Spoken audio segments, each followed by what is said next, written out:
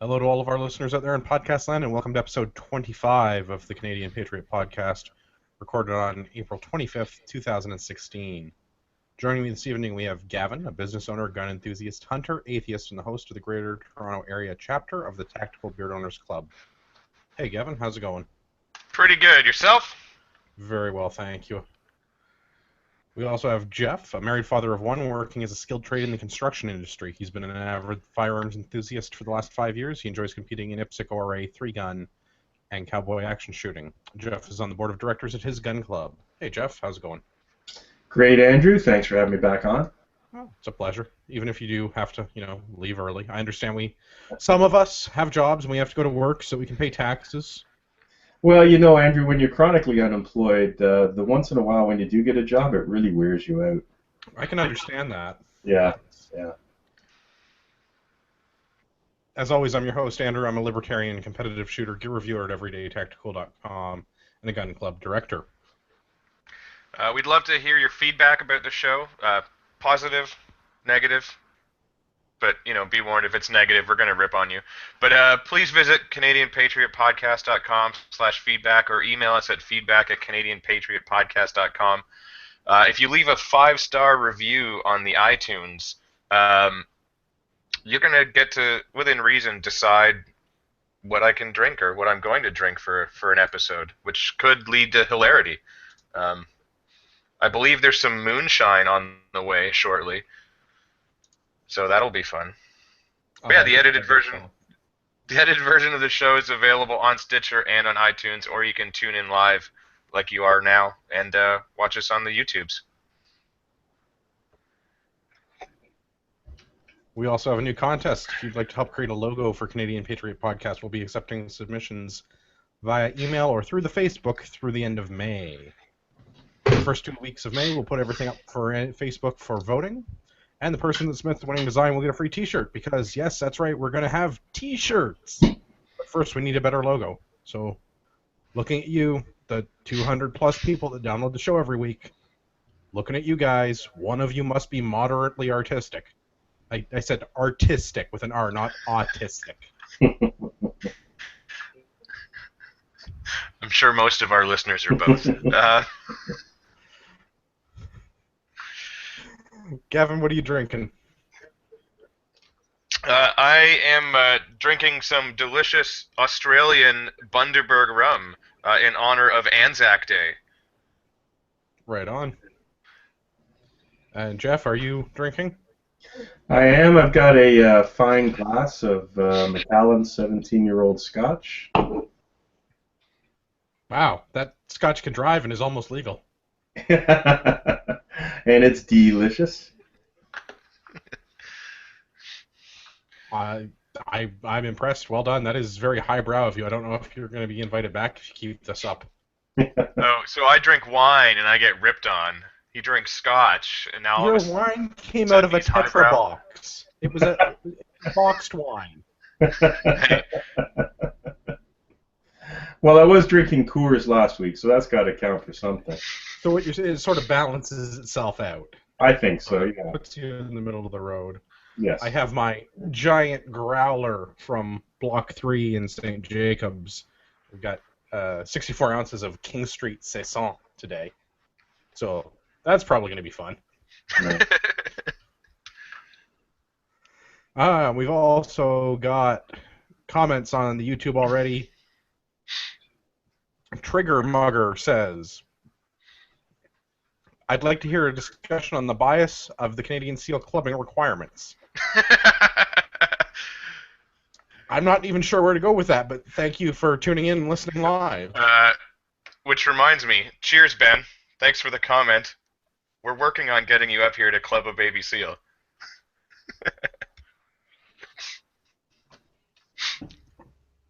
Moving right along. Today's main topic. Sorry, go ahead, Kevin. And I also believe that another brother of ours, Mike, is trying to listen in from Kabul, so hopefully he stayed up or got up early enough to listen. Oh, yeah. Shout out to Mike. Rock on in Kabul. It's 5 o'clock your time?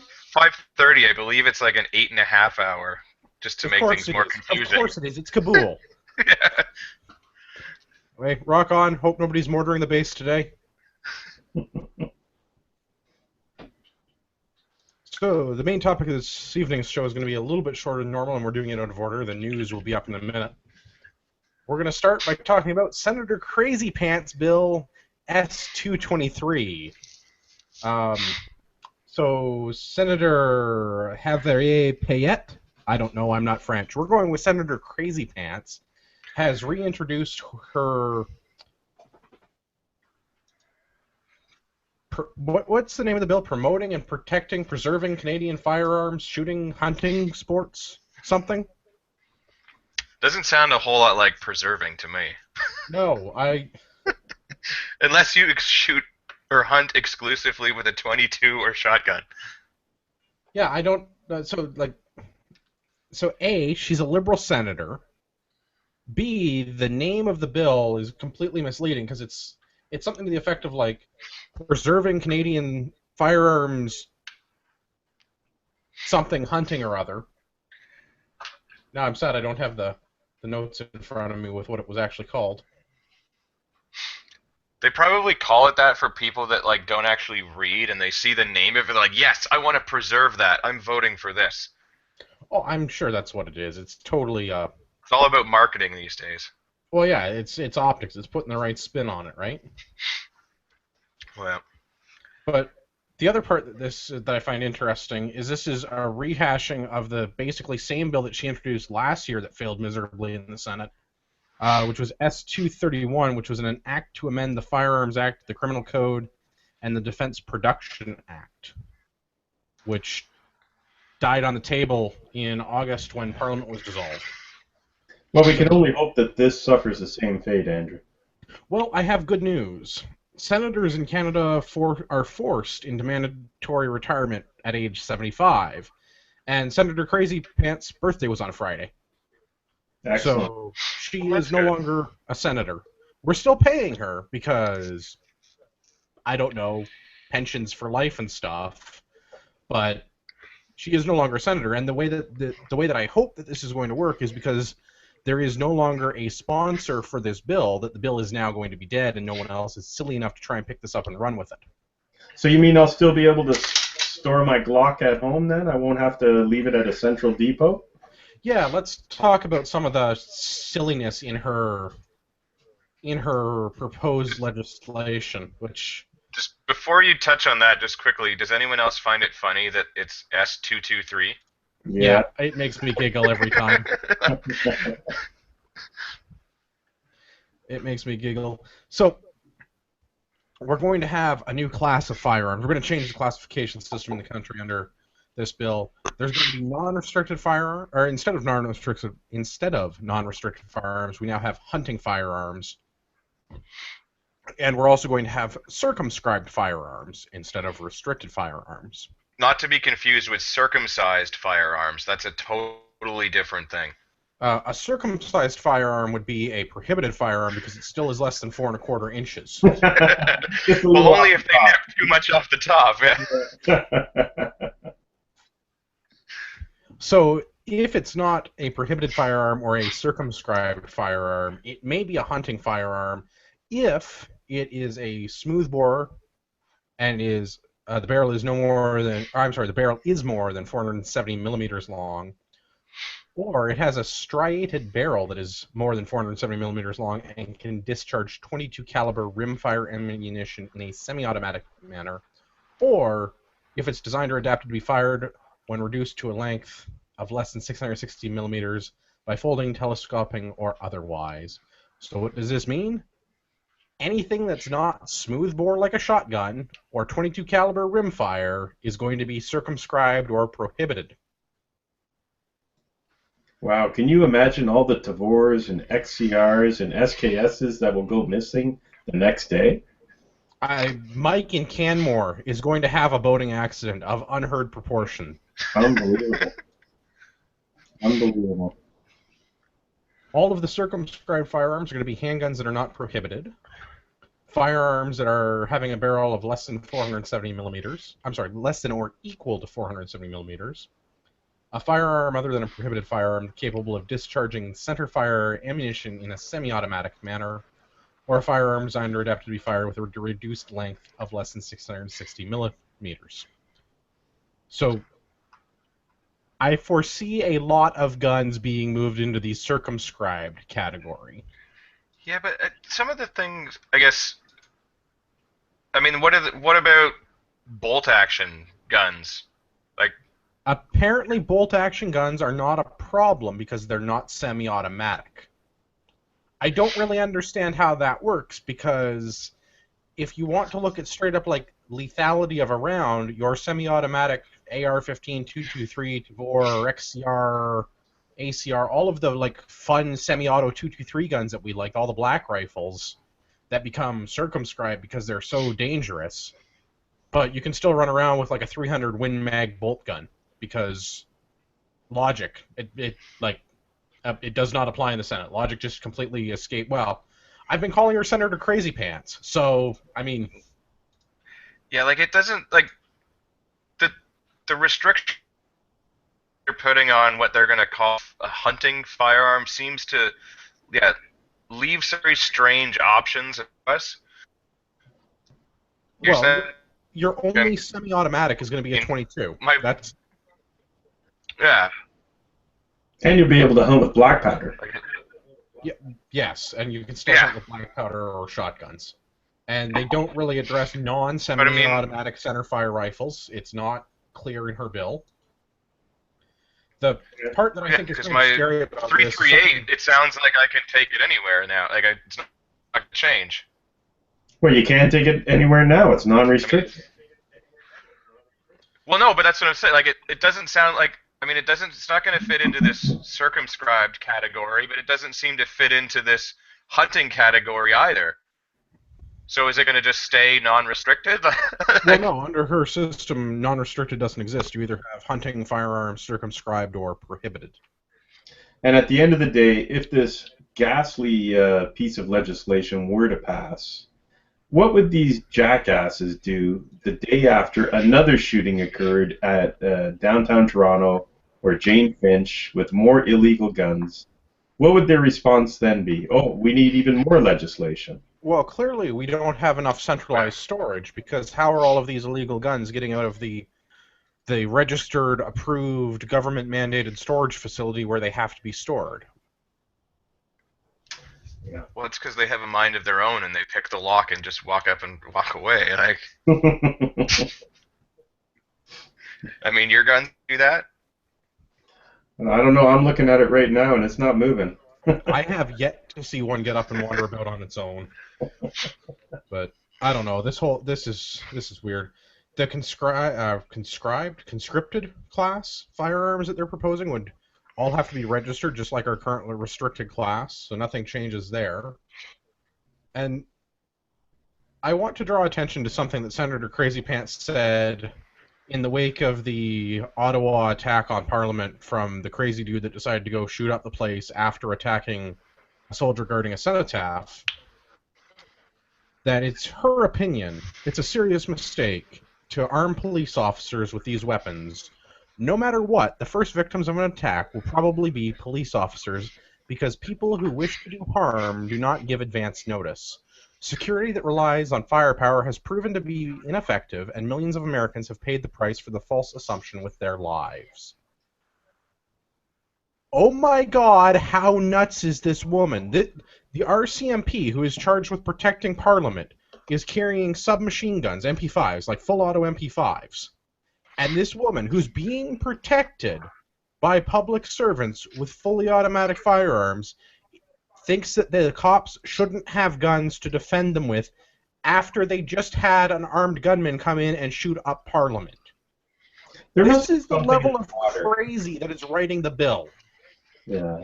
There must be and I mean, the only thing that stopped that guy was a guy with a gun. Oh, yeah. Which brings up a whole awesome point is how Kevin Vickers did a good job. Like, no argument there. Shooting terrorists is the correct response to terrorists. But why has the sergeant at arms in Parliament got a firearm? He's not a police officer. Right? Like, if he's got a gun in his place otherwise you'd be the sergeant of no arms. That's what I mean. Like the position is not that he is a sergeant at arms and that he's like an instructor in arms. That's not because I mean that's where the term comes from, right? Sergeants at arms are people who train soldiers in the implements of war. That's where we get the words from. We use that in parliamentary politics to denote people that keep the peace in the chamber, because that's why he's got that big stick. No, really, that's why he's got he's got a mace. And the purpose of the mace in parliamentary politics is to keep MPs in line, because when they get out of line, once upon a time, they used to get to hit them with the mace, which I really think is a tradition that should be brought back. So, Andrew, are you saying that under our current gun laws, he was illegally storing that firearm? I would love to know if he has the appropriate permits to have an ATT or an authorization to carry, an ATC, to be able to have a firearm at his place of employment. Well, I bet that's going to be kept hushed up. Well, no one has brought that up in the media, and I would like to know, because if he can have a firearm at Parliament Hill at his place of work for the defense of himself or other members of Parliament, why can't every other Canadian have the same rules apply to them? Because we can't be trusted. Well, clearly not, but what makes this person special? Like the fact that he's the Sergeant of Arms of Can't Parliament? even locked up at home. Well, somebody's got to protect Shiny Pony. Well, according to Senator Crazy Pants, it's not the RCMP's job because the police shouldn't have those guns. Well, I'm all for it when it comes to protecting him.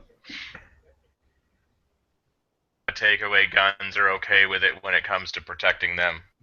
But according to Senator Crazy Pants, it's not even okay when they're protecting Parliament. Like the RCMP shouldn't have these MP5s to do their jobs with, because I guess if crazy people want to shoot up Parliament, we should just let them. Well, as long as they started her off. Well, like I said, good news, she was forced into retirement last week. The likelihood of this bill succeeding, in my opinion, is very low, which I'm a little bit ashamed of the other... I mean, they're obligated, I guess. Sorry, go ahead. Yeah, I mean, obligated us to read this and do as any other, I guess, bill that gets presented to them, but yeah. Well, I'm kind of embarrassed for the firearms in the community, because if anybody was online, if you were on the major gun forums like Canadian Gun Nuts, or if you were watching the certain very right-leaning rebel media that we occasionally reference, everybody in the gun community in Canada, or a large number of people in the gun community in Canada, were losing their minds over this bill because, oh my God, they're going to take away our guns. And I've been saying for like 3 weeks since this was introduced, she's going to retire. It's not going to matter. It's a Senate bill. It's not being pushed by the Liberal Party. It's one senator. Like, there is no popular support for this to pass. And now she's retired, and Monday nobody's picked up the bill. So if this was really a concentrated effort by the Liberal Party to push a bill through the Senate, would they not have been prepared for the fact that this woman was going to retire on Friday and had somebody else ready to sponsor the bill now? Yeah, good point, Andrew. As I said before the podcast, I'm just worried that they're somehow just testing the waters, and this is just probing our lines of defense to see where we'll pick up. Yeah, put something so ridiculous out to see what the response is, and then pull back a little and see, and yeah, our firearms rights are so tenuous in this country that Canadian firearm owners have a right to be nervous, but we also have to be proactive. That's why we all try to take new shooters to the range all the time, just to try to increase our numbers. I mean, I would be okay. I would be better with this if the gun-owning public in Canada was more. Well, we should write our senators and our MPs and the Liberal Party and tell them not to do stupid things like this, because they should be, using their parliamentary time to do, better things. But the reaction was like Chicken Little, oh my God, the sky is falling. They're going to take all of our guns. Oh no! And then, yeah, nobody bothered to check the fact this woman was about to retire. Mm-hmm. I think we all just want an excuse to have ghost guns because it just sounds cool. I support that. I mean, I don't own any 8% lowers that I'm not going to finish on my own. We've also got Swampland Films in the chat. He says several things, including that he's holding his DeVore and it's not going anywhere. And I think this is a reference to the prohibited firearms, that apparently that's what happens when they cut the muzzle brake off.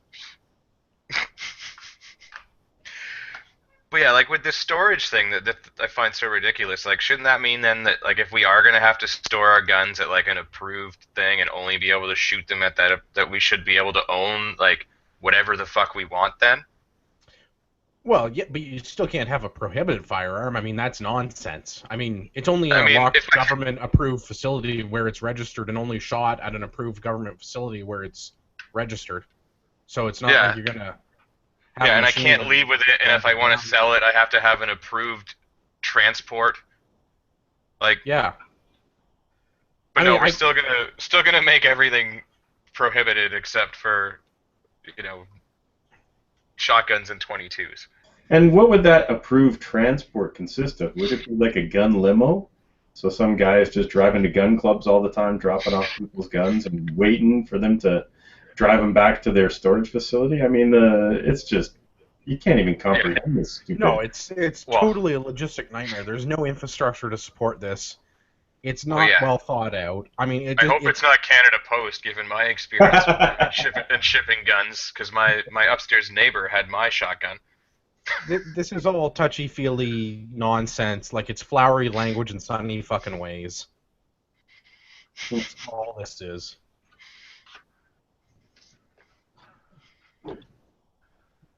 All right, shall we move into the news? Sure. Yeah. All right. So we'll start with the article from the Windsor Star, "The Spiteful Liberals Burying Canadian History." This particular article has to do with the requirements for new Canadians to learn about the history of Canada, particularly things like the War of 1812, the First and Second World Wars, Canadian involvement in Korea and Vietnam. So our current defense... I'm sorry, he's not the... Well, he was the defense minister. It was John McCullen. He is now the minister of something else. I don't remember what he's the minister of. The guy is ostensibly an economist. So maybe history is not his strong suit, and I can understand that. History is not for everybody. I mean, why would you want to learn? Probably a Keynesian economist, which makes him an idiot anyways. Well, that's why I said he was ostensibly an economist. So if you want to become a Canadian, there's a 40,000-word guide that explains to you basically how to become a Canadian. And 1,500 words of that makes up Canadian military history, including things like the War of 1812, First and Second World Wars, Korea, Bosnia, Afghanistan, and a bunch of our peacekeeping missions. And apparently, according to McCullen, this is, if you were to ask the average Canadian what Canada means, maybe they'll say hockey, maybe they'll say something else, but they're not likely to say the War of 1812. This is the same man who, as defense minister, when he was quizzed about what Canada's bloodiest battle in World War I was, had never heard of Dieppe. I guarantee that this is part of basic grade 9 history class. There is no way you got through grade 9 without hearing about Dieppe. You can't. Paul Gross made a bloody film about it. But let's be honest. Let's be honest. Has anybody ever seen this McCallum talk? I mean, the man looks like he's been dropped on his head quite often. He is kind of a doddering old fart, isn't he? Oh my goodness. He just needs to be retired. He needs to be out of the public eye and stop interfering in our lives. Like, he's a disgrace. Yeah, I really have no use for him, and I don't understand. If you have a 40,000-word guide on, like, the essentials of becoming a Canadian, they can't devote 3% of the book to, like, Canadian military history and, like, how our country was founded and why the War of 1812 is important?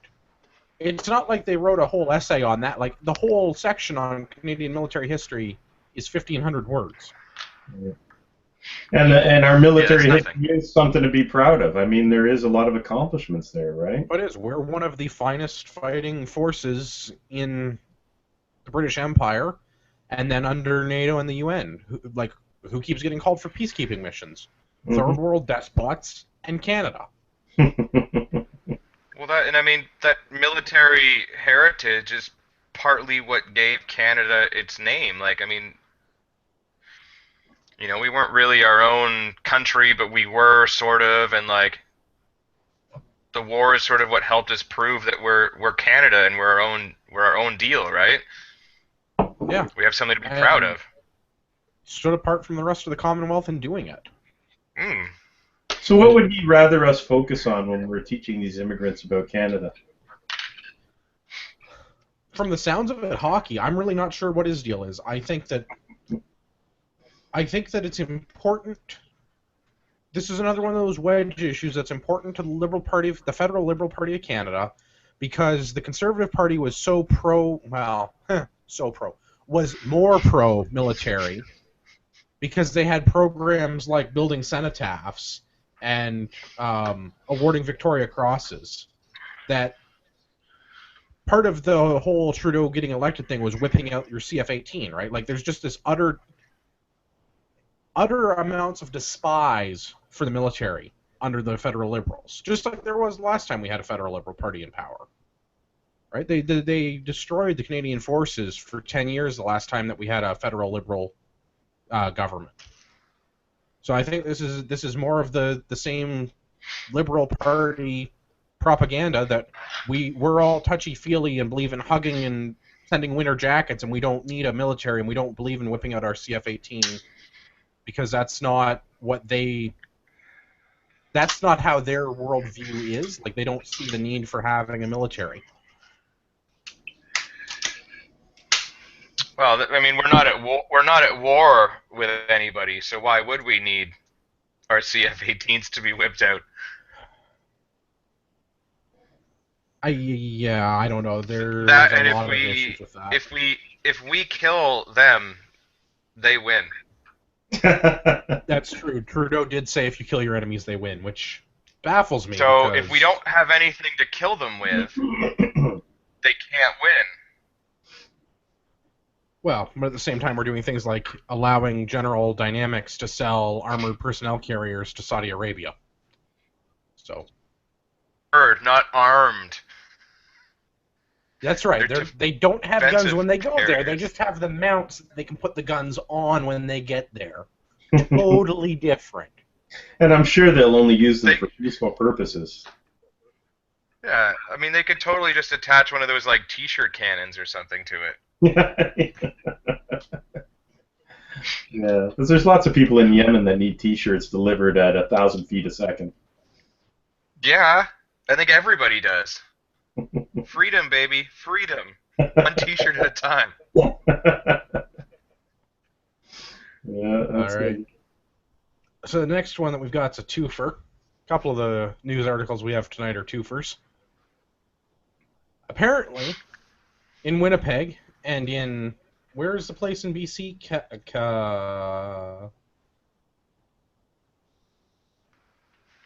Coquitlam? Is that how you say that? Sure, why not? Coquitlam? Coquitlam? Coquitlam? Okay, I'm going with Winnipeg and Coquitlam. Apparently in those cities that place in Canada, BC. Yeah, that place in BC and Winnipeg, the state, not the parents, are responsible for the children, apparently. So we'll start with the article from The Star. The Star is doing a full-page ad on my tablet. This is amazing. I would love to put the ball in ballet. How do you close this piece of shit? There.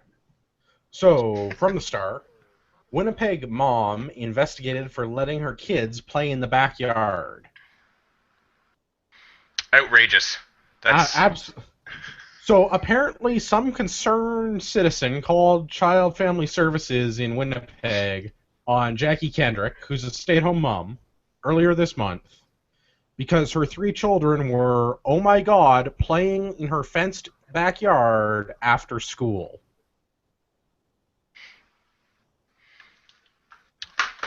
So CFS shows up and grills the woman to the point where when CFS left, she was crying because she couldn't understand, she was that upset by the encounter because CFS is asking things like, how do you discipline your children? Let us see their bedrooms. Let us inspect your food and make sure you have enough food for your children. Tell us about your childhood. Tell us about how you punish your children. All because she allowed her children to play outside under her supervision in her own backyard. Wow. So now she has a file on her, and she's concerned that if CFS comes back, they'll have grounds to take away her kids. So ridiculous. I mean, I understand them coming in and doing their job, but they should never have gone in the first place for something so fucking ridiculous. Like, that's nonsense. Like, I played in my backyard as a child all the time, and I turned out fine. Well, didn't you grow up with a backyard that's on a huge cliff? Pretty much. So weren't your parents maybe testing, trying to tell you something? Yeah. It's like leaving the stove on to see if you figure out that it's hot. Yeah. So stupid. Like. Yeah, I don't understand this at all. Like, what could these kids have possibly been doing that another neighbor, some concerned blue-haired citizen, was like, oh my god, we have to call CFS. There's no one looking after the children that are playing in their backyard. Yeah, I agree with all this, but I think we're all missing the big point is that Child Protective Services was within their rights to do all this, and that's what should concern us.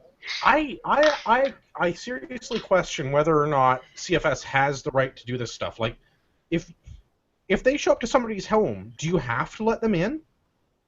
Like, they asked to inspect where the children sleep and inventory the food in the house. No, get the fuck out, come back with a warrant.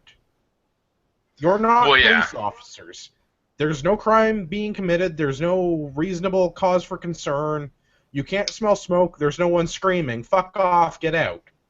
Well, see, Andrew, the problem is in Canada there are several government agencies that do have the authority of police, in fact more. You know, Canadian Border Services are one of them. The Human Rights Tribunals in the provinces, they have more investigative rights than the police do. There's several agencies that diminish our liberties at every turn. Oh, no, I can tell you that the EPA has pretty broad, I guess, use of power because they've stormed into one of our facilities and demanded to see all kinds of stuff. Flashing badges and in uniforms and everything. This is in the States, though. No, this is in Edmonton. They went to our warehouse in Edmonton, flashing their badges, demanding to come and see some of the products that we sell, and to make sure that they have their EPA sticker on them. No, get a private property, fuck off. Have a nice day. Pretty much. I mean, like, we didn't have anything to hide, so we figured it's just going to be easier and less expensive for them to just come in. So we let them in, but basically, yeah, like, that was my first thought was, what the hell is this? Like, I mean, I'm lucky they didn't come into my location because I would have told them to fuck off or come back with a warrant or some sort of paperwork, not just walk in the door. If you're an inspection agency, whatever, EPA or CBSA or whatever, and you're, like, doing your job because it's part of you got to inspect every lawnmower that goes out the door to make sure it has a sticker, fine. But, like, don't be a douchebag about it. Like, come in and, like, polite, hey, I'm Bob, I'm from the EPA, we're here to do an inspection. Do you have time for that today? Because I didn't call ahead, because I'm a giant douchebag, but anyway. Yeah. Like, I don't see a problem with, like, if there's an inspection agency and that's their thing, yeah, okay, they probably don't need to exist, but under the current rules, fine, okay, they exist. Can they not just be decent people and, like, hey, Mr. Business Owner, it's the EPA. We'd like to schedule a visit next week. Are you going to be in your facility? Great. We'll be there at noon. Yeah. Well, Or like, unfortunately, I don't think they can schedule visits. I don't think they can be as upfront because then businesses would take advantage of that and hide whatever they were being investigated for. So that's the problem. But in regards to this, what are we talking about? Kids in a backyard and this what? Yeah. Kids in the stormtrooper. backyard and under the supervision of a parent. That's like, she says she was Well, sitting yeah. in her living room watching them play. Like, Yeah, I mean, I could see, like, if the neighbor calls and says, "Hey, yeah, I just witnessed, someone pistol whipping their kid," why they would show up, and demand immediately to, like, and treat them like sort of hostile. I understand that, but if someone's like, they were in the backyard alone for 5 minutes or whatever, like, you think they would be like, all right, we'll go check that out as soon as we can, and just, like, do a courtesy thing, like, where they have to go and check it well, out and again, I because can they have understand to. that if it But was yeah, as a courtesy thing, but this isn't like a courtesy is not demanding entry into your home to count how many loaves of yeah, bread you have in the fridge and make sure the mattresses are at least 6 inches yeah, thick. Like, that's not. There's a non sequitur in there. well, yeah, it's retarded. Well, so let's look at it from this another point of view. What about all these children that are in need and that Well, aren't getting that's food and that don't have a mattress that's 6 inches thick?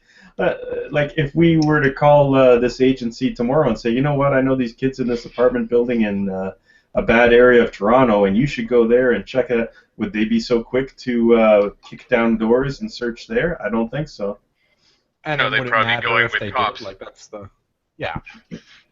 So that actually brings up our next story, which comes to us from CTV News. This is for that place in BC. I think it's Quitcolum? It's Coquitlam. That place in BC. Disturbing behavior. BC mom warned over children playing outside. Oh my god, the horror. They were outside. They This should is- clearly be on the couch playing video games instead. I mean, let's be honest. Okay, so this is the one where things get weird.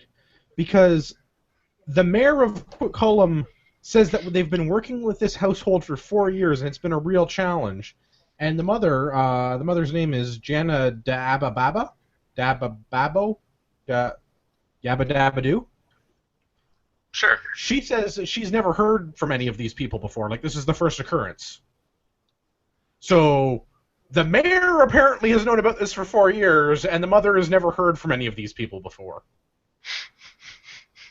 So something there doesn't make sense.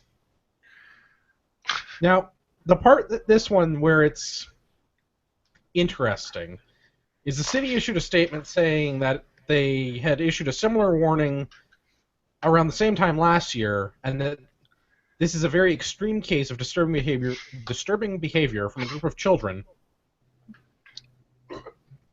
Oh, this beer is good. It's a very extreme case of disturbing behavior from a group of children and from some adults that has disturbed the neighborhood. What are these people doing that's so disturbing? Because it sounds like a noise complaint.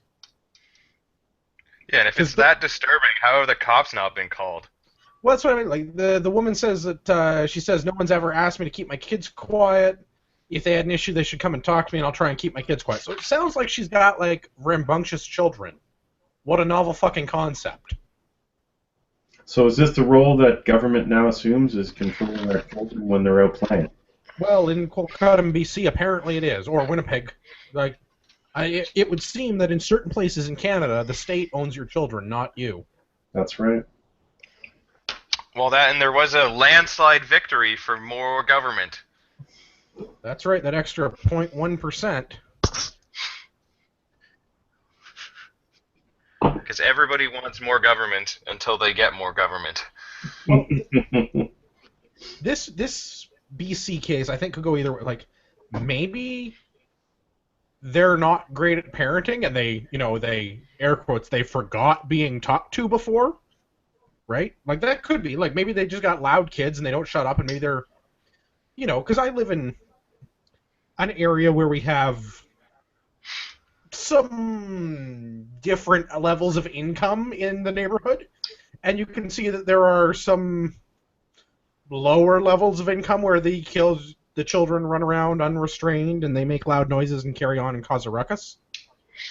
And whatever, they're kids. Like, it's not the end of the world. They're not breaking stuff or spray painting my car, so I let them go and do their thing, and they're loud and whatever. I close the windows and turn up my music. Big deal, right? Yeah. But Scream at them, tell them to get off your lawn. Well, yeah, sometimes. But on the other side, like, is the city, like, actually told these people, like, for the last 4 years they've been issuing, like, warnings to, like, get your kids under control?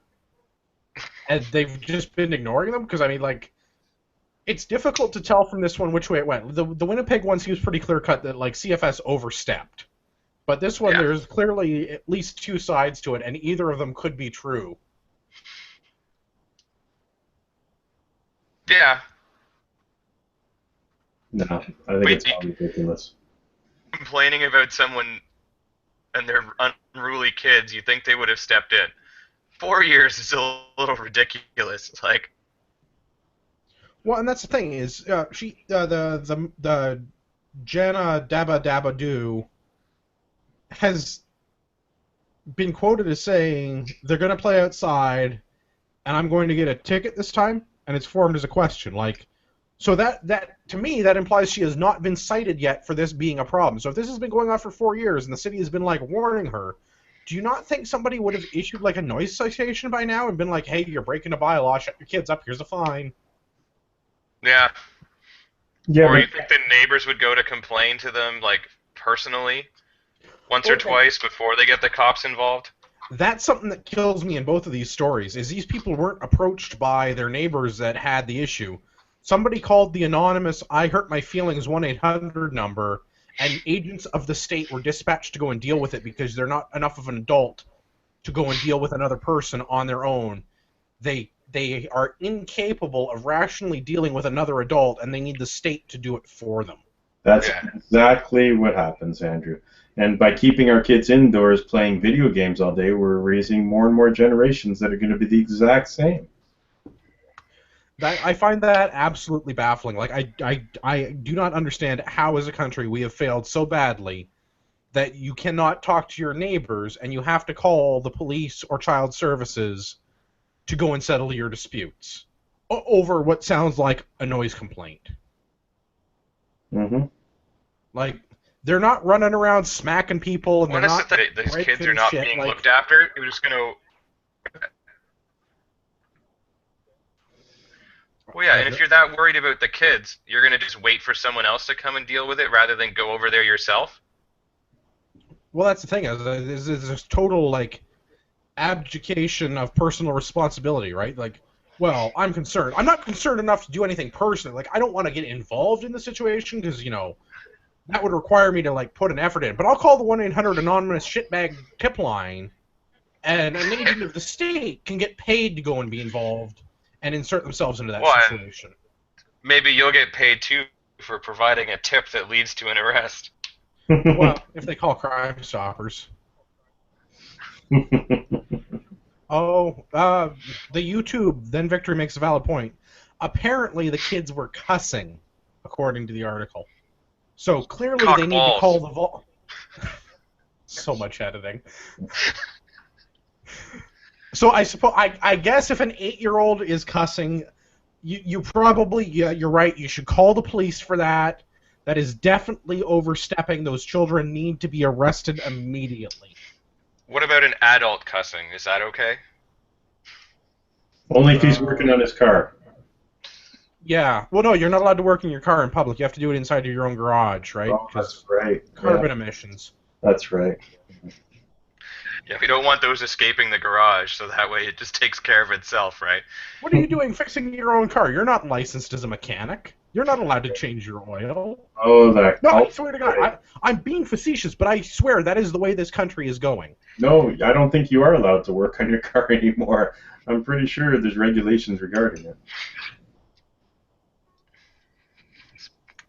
So according to the YouTube, the age does not matter. The cussing in of itself is reason enough to call the popo. Well, that explains why we're on another watch list then. Unless they listen to the clean, edited version. Which occasionally I miss the odd cuss word. But, you know, fuck shit. It happens. There's a few of them in there. Eh. You get what you pay for. The show's free. If you don't like it and you want to volunteer your time to edit the show, reach out to me. Feedback at CanadianPatriotPodcast.com. Use the subject line, I'm an editor. Gavin, do you want to tell us about this one? Because you brought Maryam Monsef to my attention. Yeah, I guess a buddy of mine actually sent it to me, and I know that he is listening and is going to enjoy us ripping on her. Let me just pull up the article here. So there's this MP from Peterborough, Ontario, who I guess tried to run for mayor unsuccessfully. Came in second, though, so I guess that's a pretty good try for her very first sort of foray into the political arena. Definitely gets like a certificate of completion, some sort of Yeah. participation trophy. I mean, she's certainly done much better in politics than I've done. By But virtue that she has showed up to politics and you have not, but exactly. carry on. Yeah, yeah. But yeah, I guess, that was her very first entry into doing anything politically related. But then decides, you know what, I'm going to run for my local riding. Manages to win as a Liberal candidate, then somehow gets elected as a minister for the cabinet because it's 2015. That's true. Yeah. And, I mean, apparently was notorious for getting incredibly hammered and getting kicked out of the bar all the time. And apparently likes to play the race card. Well, and she did that in the house, which I thought was hilarious. Yeah, and then apparently has very discriminatory hiring practices that she refuses to answer for and all kinds of things. And so basically it's just like, how is this person a member of parliament, and then let alone a cabinet minister, like when she's been in politics for like a year and a half total, if that? Like, Well, okay, so I just looked her up, and I've got to seriously question her health and dietary regimes because I would have not guessed that she is 30. yeah, You read into that as much as you want. From the pictures and watching her on Question Period on CB or on CPAC, I would not have guessed she was born in 1985. yeah. 1965 maybe, but Well, when you're out getting bombed at the bar every weekend or every night, I mean, and drinks used to be really cheap in Peterborough, so well, like, you need something to do if you're in Peterborough. well, yeah, drink. I lived there for 4 years, and that's why I look like I look. Is that the red dog talking? No, but she probably was there. The bar that my buddy worked at was actually the one just on the one street over from the Red Dog. Their patios looked at one another. Mm-hmm. It used to be called the Purple Rooster and the second floor lounge. Apparently, it's the same building that Stomping Tom got his name Stomping Tom at, because he did a stint there for a couple of weeks a long time ago. Hmm. But yeah, the Red Dog is quite a historic venue.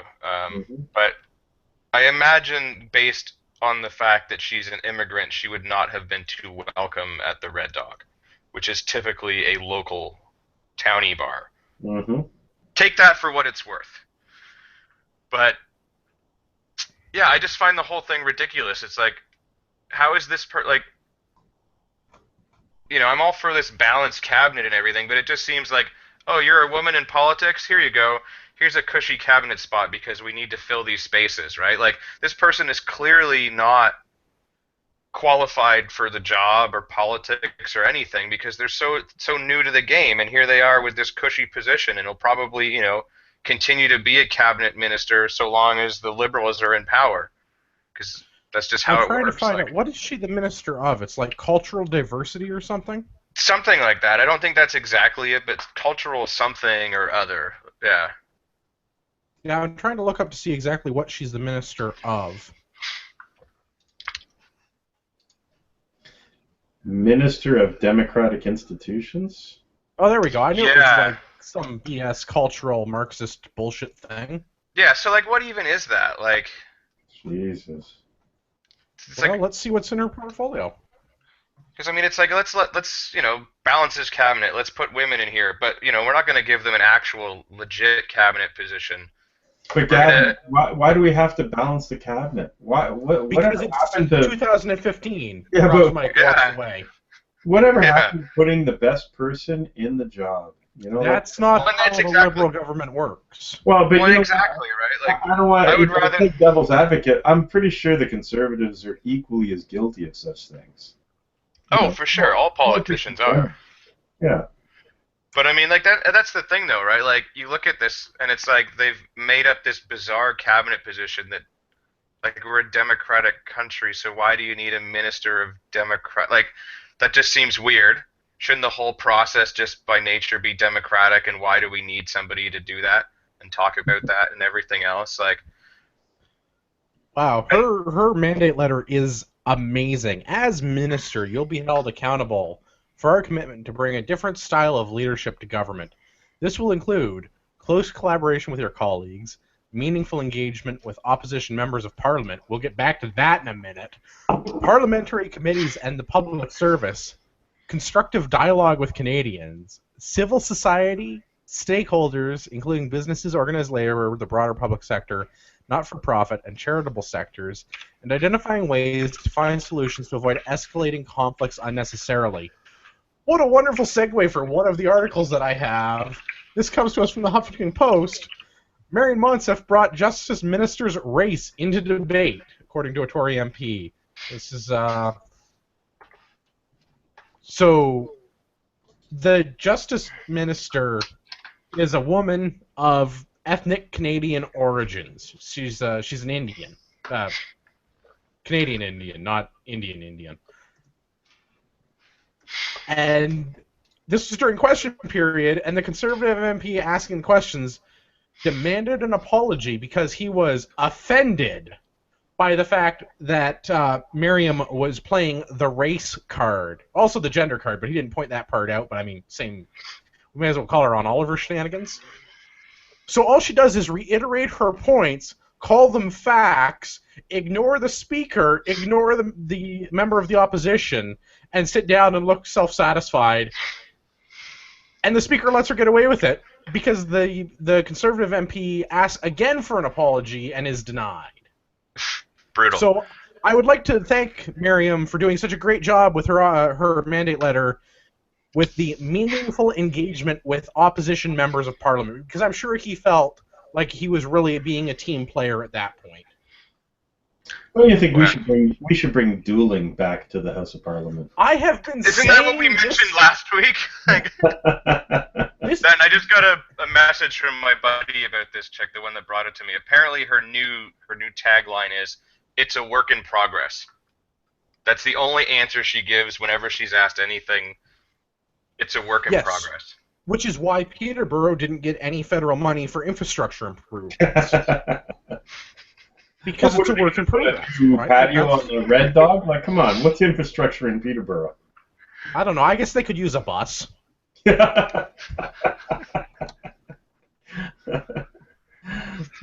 This woman is absolutely, completely, crazy for Cocoa Puffs.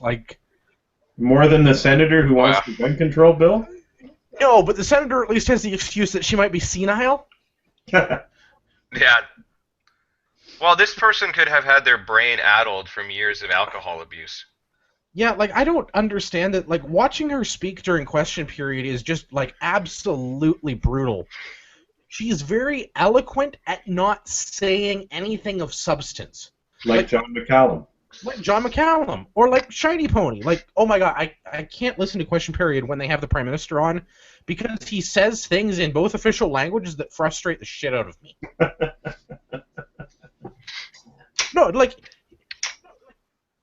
we'll do a topic on this coming up because I'm collecting some show notes for an upcoming topic. Because the current federal Liberal Party, the 2016 Parliament, has mastered the art of avoiding answering a question.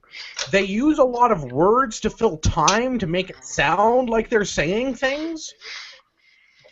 Which, I mean, they are turning oxygen into carbon dioxide, and there's air passing against their vocal cords, and sound comes forth from the orifice in the middle of their face.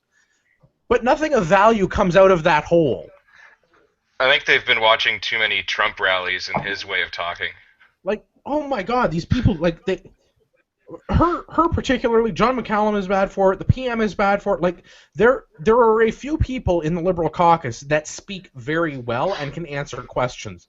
But the vast majority of that party is so good at speaking to fill time without saying anything. Well, it's because there's too many filibusters. Like, they've got too much practice being full of hot air that when they actually need to say something of substance, they can't. I don't understand these people. This lady seems like she's completely nutty. I don't understand what her job is as minister. Well, yeah, and that's exactly my point. It's like, so we need a balanced cabinet, so we're going to just make up bullshit positions and assign women that have zero experience or history in politics just to balance the cabinet. Like, well, if I was a woman, I'd be furious. Yeah, but balance Like, the cabinet in terms of what? In terms of gender? Like, it's In that terms of gender. Well, how But is that's what they're how is trying that to do. balance? But like, that's how they do it. Like, as a woman, I would be furious. Like, You're not allowed to self-identify as a woman. You're a white man. You already have your privilege. no, I can self-identify all I want. I self-identify as a bastard all the time. But I mean, if I was a woman, I would be furious because it's like, okay, we finally got equality, and the only way that we got it was through appointment to bullshit positions. Like that's not equality. Like, Well, to I be mean, fair, personally, I don't care. There are, like you were saying, the other lady, the Indian lady. No. I was going to use Bragar Chigar, whatever the hell her name is, the Kitchener MP. Her position is bullshit too. I was actually going to say that not that Indian, the one that you were just talking about. The Justice Minister. Yeah, that's a legit position. I was actually going to say the Health Minister because she's actually a doctor. Well, I don't care that right? she's like, got a vagina, but she's actually a doctor. So like, having her as the Health Minister, that makes some fucking sense. Well, yeah, but those are like legit important cabinet positions. It's not like, oh, you're the Minister of Basket Weaving. Which it sounds like that's what Maryam's job is the Minister of Basket. Well, basically, yeah, it sounds like they were like, shit, we're one woman short of making this cabinet balanced. Let's create this position and then just put whoever in charge. You know, like, and that's basically what it sounds like to me that they've done, which would make me furious, like, because that's not really balanced. I mean, personally, I agree. Like, I don't care who fills the position. I would rather a cabinet that's all women as long as they're qualified. Like, that's the important part to me. Well, so the same thing applies with Maryam's staff in her constituency office. I don't care who you are as long as you're the best qualified candidate for the job. I don't care if you have a penis or a vagina, or you're Indian Canadian variety or Indian variety, or like what I don't care what you look like. I don't care what your ethnic background is. I don't care what sort of plumbing you have. Are you the best person for the job?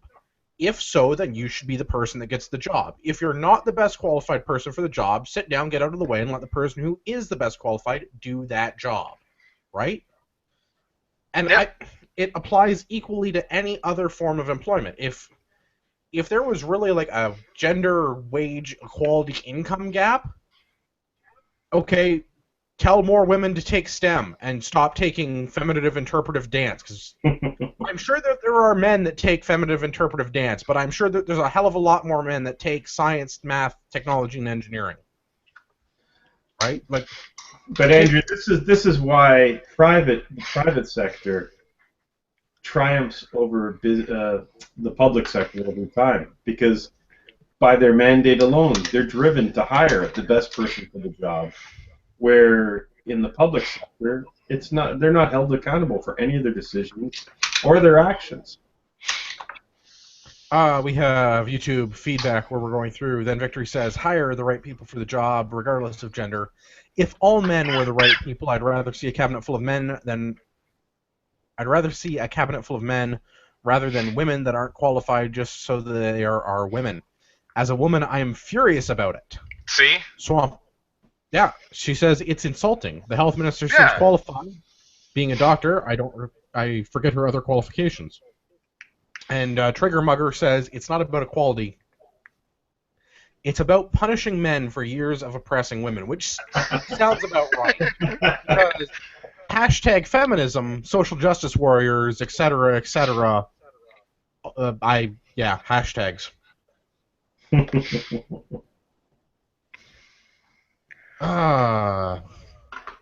Like to close that section. I wouldn't take anything that guy says seriously, though. He wants a high point that's gold with $100 bill grips on it. So I would own that. I don't know that I would let anyone. I mean, it's like fat chicks and scooters, right? Like they're fun, but you don't let your friends see you on them.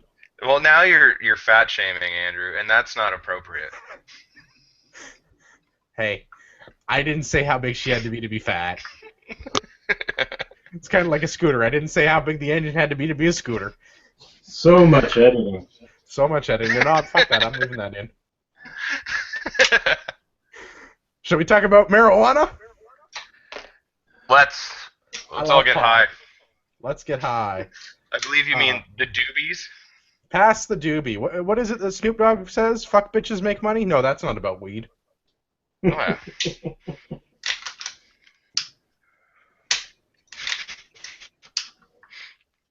But excellent advice, though.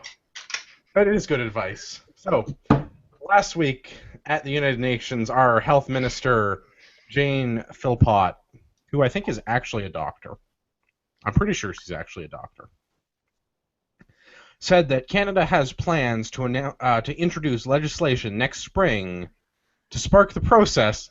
See what you did there? To spark the process. So fucking funny. Spark the process of legalizing and regulating the marijuana. So this is the first move from the from the federal Liberals since coming to power that they're actually going to do something about marijuana, which I find interesting because it was such a giant wedge issue that got them into power. Because now that all the studies have come out about who voted in the election and what the demographics were for voting, that there was a record number of under 30 people show up to vote, and they all voted Liberal. I wonder what the underlying cause was there. Do you think it might have been the doobies? Yeah, it's also interesting how they timed this announcement to sort of come out at the same time as all the 420 rallies going on. I also found it interesting that this was done at the United Nations. This wasn't done in Canada. It wasn't done at a 420 rally, Vancouver, Toronto, Ottawa, one of the big ones. It wasn't done in the House. Yeah. It was done at the United Nations, and it was presented by our Minister of Health, not by Bill Blair, who is the pot czar. And that the entire announcement is, we're going to look at introducing legislation next spring. Well, I guess one of the concerns was one of those, I don't know, agreements or whatever that we signed with the UN, and that was going to be a roadblock for us legalizing. So I guess it makes sort of sense that they would bring it up there, but yeah, it's still strange that they wouldn't announce that somewhere else, more appropriate first. Well, were the Liberals unaware of this UN agreement when they were making all these lofty promises? I'm sure they were as unaware of it as they were on gun laws, because if you look at the platform they ran on, you could take your AR to the mall. Really? Well, that's true, because assault weapons will be in every vehicle at every hockey arena in Canada. Wow. Yeah. I feel safer already. I wish I had assault rifles they in wanted every to vehicle. stop us from being able to transport restricted firearms without a permit. Oh. So I'm sure they were as aware of all things. They've all been blinded by Shiny Pony's hair, is the problem. Well, it is stunning. It is. It really is. I mean, Majestic. Flowing locks. They are luscious, and I can't stand that guy. He needs Or to his hair. it's a hockey movie. his hair is so good that it's only second to Trump's majestic mane. You know, you gotta stop picking on Trump, okay? No, I pick on everybody. Because the only option to Trump is Hillary, and you don't want her in power. No, that's not true because she's going to get arrested. See, my thoughts on this Yeah, is right. So then you Just to have the get on- communist Bernie Sanders in power. no. See, my thoughts on this for the probably 3 Americans that are actually listening because they're friends of ours. They're keeping Biden in the wings, so that way when Hillary does get indicted, they're going to just like magically make him appear in front of everybody, and he's going to get the vote because he's not a communist like Bernie Sanders. Wow. And then people haven't been able to shit talk him because he's been hiding in the wings like they've been able to do to everybody else. Well, that's an But then interesting theory. Trump's hair will probably strangle him. So, but back to Canadian politics. Okay, good. I can edit that out. Excellent. So much editing. All right, so we talked about that part of the marijuana that we're going to introduce legislation in spring of next year. So that's good. Which also explains why it wasn't on the budget for this year. I still have a suspicion that this is going to be a wedge issue for the next election in 2019. Just saying. Oh, for sure. Well, because they're gonna slowly just like drop some like hints at it here and there, just like to keep everybody excited about it. But then, yeah, they won't. Oh, but we're gonna need another term just to like put the final, nail in this coffin and legalize it. And then it'll probably take another 4 years to actually do.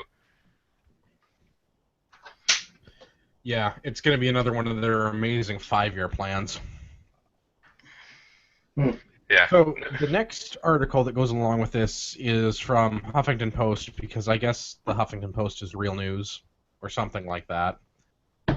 Trudeau rules out decriminalizing pot before making it legal. And I hope everyone watches the video in the link in the show notes, because Angry Tom gets super angry. And if there's one thing that I enjoy is a raging fucking socialist losing his shit on national TV. So Angry Tom gets super mad that the Liberals have not decriminalized marijuana possession in this country, because the NDP has been pushing this issue for 40 years. The mountains turn blue. Who's watching it while we're recording? Really? So much editing. I was gonna start watching some porno, but That would have been me. Sorry, Andrew. That's fine. You can keep watching your porn. That's no problem. No, it wasn't porn. So, again, Trudeau makes a response that blows my mind, and I don't So his entire thing is that by not decriminalizing marijuana, we are keeping our children and communities safer by not allowing millions of dollars in drug trafficking money to go towards gangs and street crime. I don't think that they understand how decriminalization works.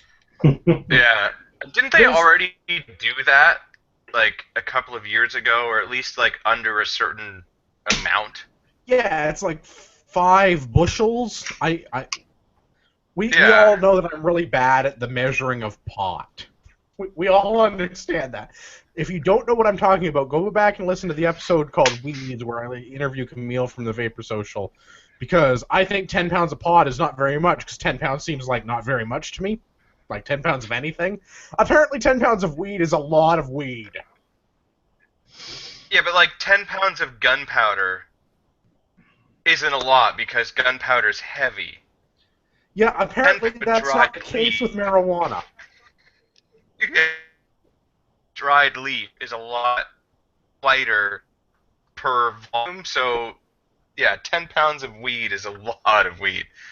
So the issue that I take with this, since this was such a giant wedge issue for the Liberals to get elected, and this was how they destroyed the Conservative majority from staying in power, why would you not decriminalize the possession and continue to make it illegal to traffic?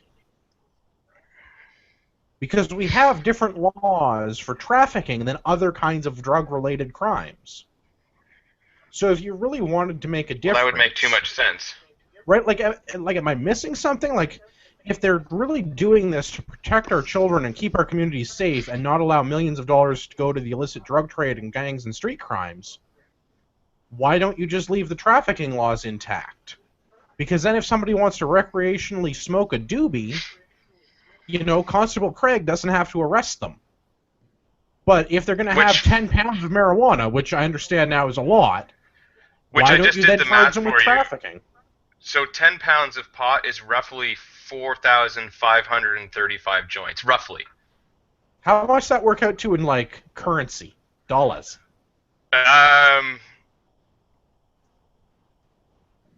on, It would be, well, it's roughly $10 a gram, and that's how I did it. So multiply 4,500 by 10, and that would give you, if someone's to buy it, like, by joints, that would be about what you're paying. So like $40,000 worth of pot? Yeah, give or take. I mean, depending on quality and everything. Oh, you get a volume discount?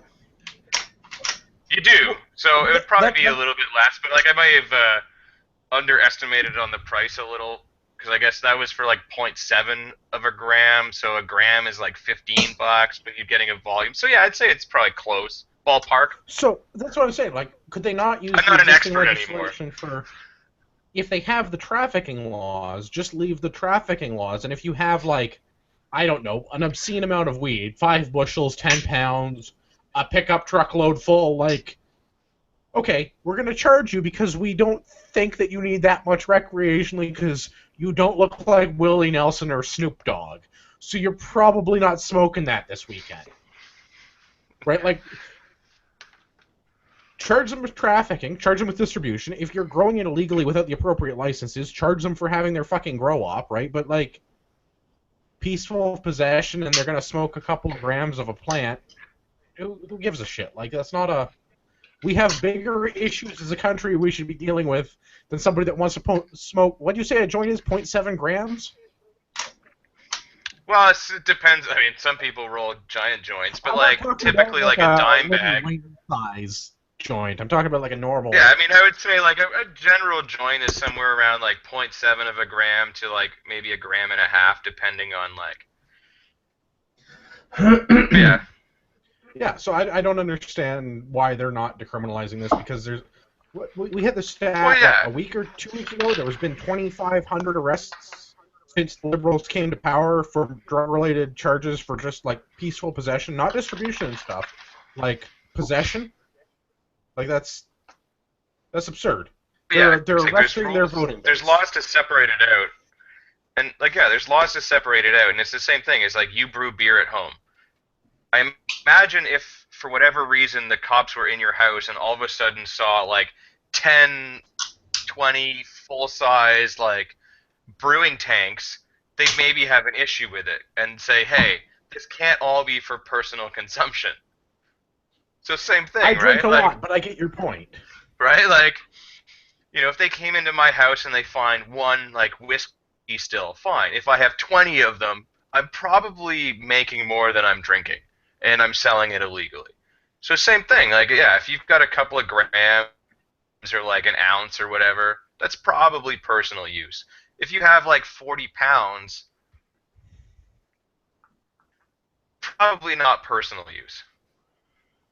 Yeah, that's the argument that I'm making on this one. Is I think this is totally a ploy by the Liberals to continue to push the weed issue, to keep it at the forefront of their voting base, so that they can get into the next election in a position where they can use it as a wedge issue yet again to either keep the NDP from stealing votes from them or to continue to push the people that would otherwise have voted Conservative to vote for Liberals because of the marijuana issue.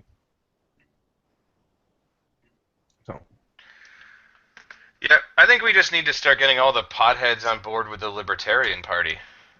Yeah, if we could... What was that meme? I saw one the other day. Welcome to the Liberal Party. If you were on the left, go and meet the pot smokers, and if you were on the right, go and meet the people that are pro-life. There's cookies in the middle, sort it out yourself. Yeah. I think as a libertarian, I think we need to stop looking at the government to protect us. No, absolutely. They shouldn't be regulating a plant that grows naturally.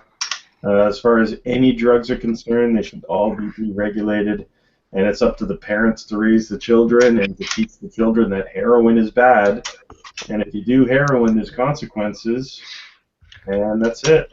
Like, enough of this BS where the government is going to protect us from every stray dog and every loud kid playing in the street and every plant that might grow in a backyard.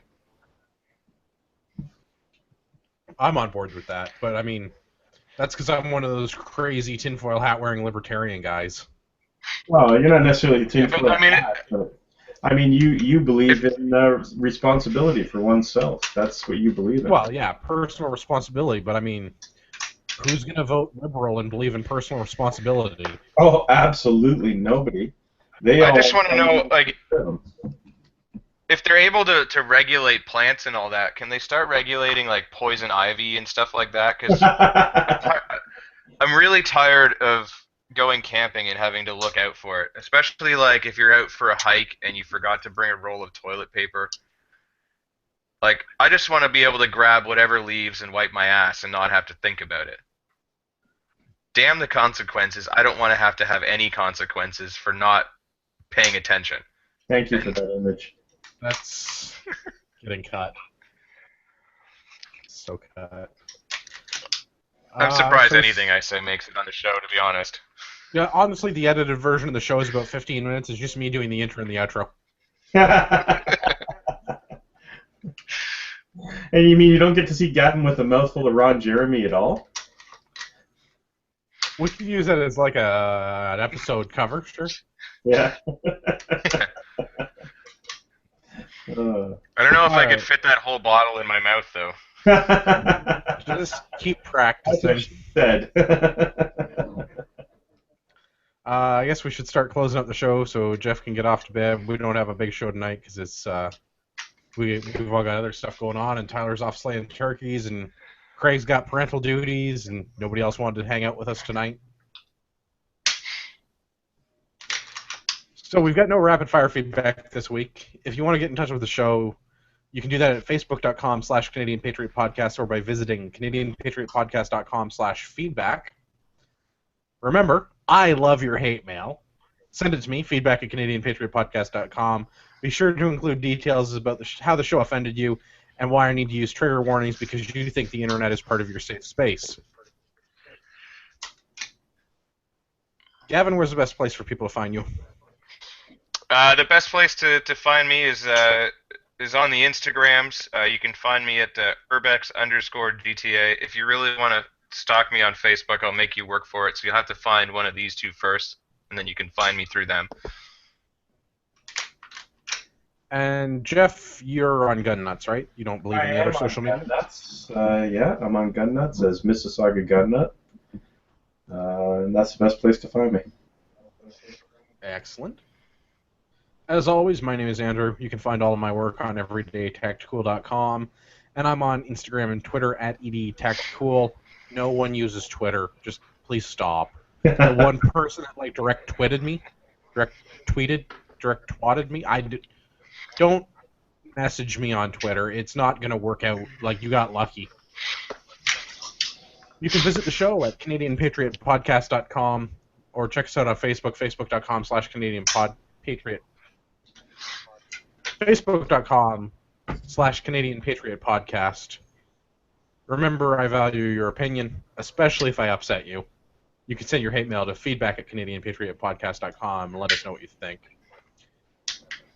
As always, at the end of the show, we'd like to remind our listeners that you are the true north, strong and free.